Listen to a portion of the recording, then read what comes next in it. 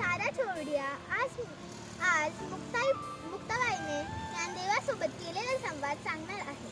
माझ्या मराठीची बोलू कौतुके, परी अमृतातही पैजा जिंके, अशा मराठीचा अभिमान सांगण्याचा आज मी तुम्हाला संत ज्ञानेश्वराच्या छोट्या बहिणीची म्हणजेच मुक्ताईची आज मी तुम्हाला एक गोष्ट सांगणार आहे. वेळ दुपारची. ज्ञानेश्वर माधुकरी मागत होते. त्यांच्या झोळीत थोडेसे स्पीड होते, परंतु ते 4 भावंडांना पुरेसे नव्हते. म्हणून ते एका घराजवळ आले आणि म्हणाले, ओम भिक्षाम देही, ओम भिक्षाम देही.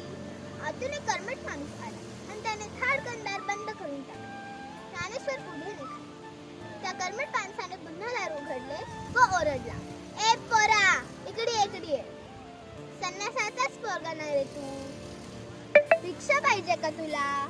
हे घे पीठ, असे म्हणून त्याने त्यांच्या झोळीत माती टाकली. ज्ञानेश्वर मान खाली घालून पुढे निघाले. तर तो माणूस म्हणाला, ए थांब, या भाकऱ्या पण घेऊन जा. कसं काय रे, डोळे काढून काय बघतोस? चल निघ, भिक्षा मागतोय. भाकरी समजून टाकलेले शेणाच्या बोगद्या पाहून ज्ञानेश्वर खूप नाराज झाले. ते पुढे निघाले. आता संध्याकाळ झाली होती. इकडे मुक्ताईने विठ्ठलाच्या मूर्तीपुढे सालवात लावली होती. ही मूर्ती म्हणजेच तेवढीच तिच्या आईबाबाची आठवण. ती हात जोडून रामरक्षा म्हणू लागली. तिला चाहूल आली की आपला ज्ञानदादा आलाय. तिने पटकन रामरक्षा उरकली व आपल्या भावंडांसाठी पानं वाटली. निवृत्ती आणि सोपान दोघे येऊन बसले. मग तिने विचारले, दोघेच कसे? ज्ञानदादा कुठे? त्याला भूक नाही असे म्हणतो. सोपानाने उत्तर दिले, भूक नसायला काय झालं? थांब, मीच बोलून आणते त्याला. असे म्हणून मुक्ता उठून खोपटात गेली. हे खोपटं म्हणजेच तिच्या ज्ञानदादांची एकांत जागा. गवत रचलेल्या जागी तो लहर येई. तेव्हा तो इकडे येऊन बसायचा. अगो बाई, या झोळीत तर माती आणि शेणाच्या गोवऱ्या आहे. कोणा दुष्टाने केले असेल हे? म्हणूनच ज्ञानदादा रुसून बसलाय. ज्ञानदादा, ताटी उघडणारे. ज्ञानदादा, ताटी उघडणारे. ऐकलास का? चिंता क्रोध मागे सारा, ताटी उघडा ज्ञानेश्वरा. योगी पावन मनाचा, काय उपराधी जनांचा. ईश्वरागे झाले बंदी, संती सुखे भावे पाणी.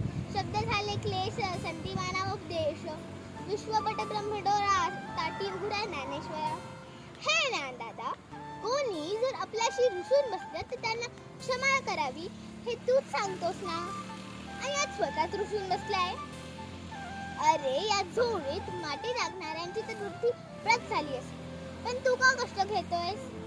अरे, जिथे पीक उगवतं तिथे तर असणारच. जिथे केवढा फुलतो तिथे नाग निघणारच. जिथे फुले फुलतात तिथे काटे खुपणारच. असं काय करतोस ज्ञानदादा? सारं जग जरी दाहक झालं तरी आपण संतांनी मात्र पाण्यासारखं शीतल असायला हवं. दातांनी जर जीभ चावली तर कोणी बत्तीशी तोडतं काय? अरे, या उर्मट लोकांमुळे आपल्या संत लोकांवर का रुसायचं? महासंत मंडळीवर तर खूप मोठी जबाबदारी आहे. तुम्ही उभ्या विश्वाला तळायला हवं, हे मी सांगायला पाहिजे का ज्ञानदादा तुला? ए, दमले रे मी, पाय दुखले माझे. तुला तुझ्या छोट्या बहिणीवर दया नाही येत का रे? विसरणारे तू राग. तुझ्यावर प्रेम करणाऱ्यांच्या या दिनदुबळ्या लोकांसाठी दार उघड. अंधारात चाच पडणाऱ्यांच्या या लोकांसाठी दार उघड. ज्ञानाचे दिवे लावण्यासाठी दार उघड. तुझे सामर्थ्य दाखवण्यासाठी दार उघड. ताटी उघडा ज्ञानेश्वरा, ताटी उघडा. तुम्ही तरुणी विश्वतारा, ताटी उघडा ज्ञानेश्वरा. विश्वकल्याणासाठी घातलेली साथ ऐकून ज्ञानेश्वर खडबडून जागे झाले. मुक्ताने त्यांच्या आयुष्यातील नैराश्याचा काळोखा दूर केला. ज्ञानेश्वर धावत येऊन दार उघडले व दारात उभ्या असलेल्या छोट्या मुक्ताला उचलून घेतले व म्हणाले, मुक्ता, तू आज माझी उद्धारकर्ती झाली आहेस. तू आज मला संतांच्या ठाई असलेल्या गुणांची आठवण करून दिली आहे.